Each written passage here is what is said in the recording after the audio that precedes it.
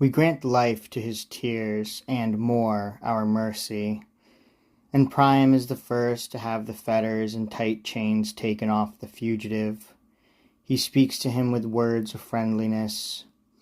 Whoever you may be, from this time on, forget the Greeks you lost. You are one of us. And answer truthfully the things I ask. Why have they built this massive horse? Who was its maker? And what are they after? What religious gift is it? Or engine of war? He stopped. The other, schooled in Grecian guile and wiles, lifts his unfettered hands to heaven. You everlasting fires, he cries, and your inviolable power, be my witness. You altars, savage swords that I escaped, you garlands of the gods I wore as victim. It now is right for me to break the holy oath of my loyalty, and right for me to hate the Greeks, to bring all things to light, whatever they conceal. I am no longer bound to obey the laws of my own country. But Troy, you must hold fast what you have promised. Preserve your word to me, if now I tell the truth, and so repay you fully. The only hope and confidence the Danaans had ever had in undertaking war lay in the help of Pallas. But in fact, since that time when the godless Diomedes, the son of Tydeus, first went with Ulysses, inventor of impieties, and tried to tear down from its sacred shrine the fateful Palladium, when they cut down the guardians of that high citadel with ruthless hands, daring to touch the virgin goddess's garlands. Since then the Danaans' hopes have ebbed away, receding, falling back. Their force is broken.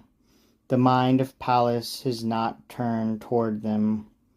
The omens of her change were not uncertain. No sooner was her image in the Grecian campsite than salt sweat poured across its body, and quivering flames blazed from its staring eyes. And then, amazingly, 3 times the goddess herself sprang from the ground with trembling shaft and shield. And straightway Calchas warns them that they must try out the seas in flight, that Troy could never be destroyed by Argive arms unless fresh auspices were brought from Argos. That would regain the favor of the gods who first helped bring the curving keels from Greece. Then with the wind they sought their native land, Mycenae, to make ready gods and weapons as their companions, to recross the seas, to come back suddenly. For so had Calchas interpreted the omens, and he warned them to build this effigy as their atonement for the Palladium, to serve as payment for their outrage against the goddess image, to expiate so great a sacrilege. But he instructed them to make this mass of interwoven timber so immense and build it up so high to heaven that it cannot pass the gate, can never be received within Troy's walls, never protect the people under its old sanctity. For if your hands should harm Minerva's gift, then vast destruction, may the gods turn their prophecy against the priest's own lips, would fall on Priam's kingdom and the Phrygians. But if it climbed by your hands into Troy, then Asia would repel the Greeks, and more, advance in war as far as Pelops' walls. This is the doom that waits for our descendants. Such was the art of perjured Sinon, so insidious we trusted what he told.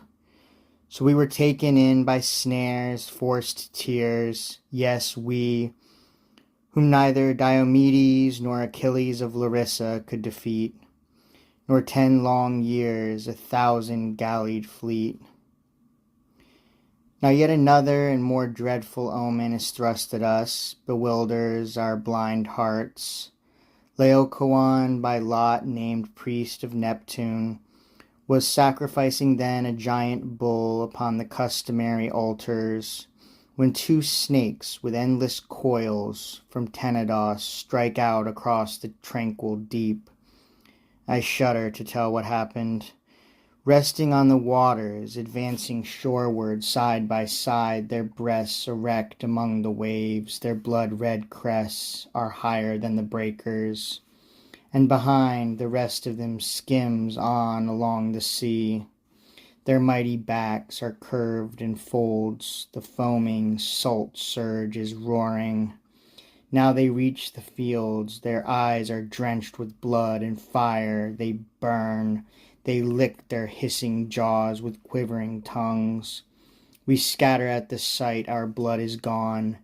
They strike a straight line toward Laocoon. At first each snake entwines the tiny bodies of his two sons in an embrace, then feasts its fangs on their defenseless limbs. The pair next seize upon Laocoon himself, who nears to help his sons carrying weapons.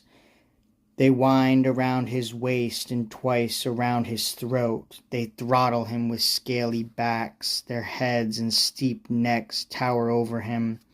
He struggles with his hands to rip their knots, his headband soaked in filth and in dark venom, while he lifts high his hideous cries to heaven, just like the bellows of a wounded bull when it has fled the altar, shaking off an unsure axe. But now the snakes escape, twin dragons gliding to the citadel of cruel Pallas, her high shrines. They hide beneath the goddess's feet, beneath her shield.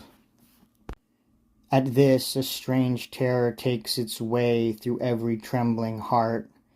Laocoon has justly paid the penalty, they say, for outrage, since his spearhead had profaned the sacred oak, his cursed shaft been cast against the horse's back. Their cry is that the image must be taken to the temple. The favor of the goddess must be sought.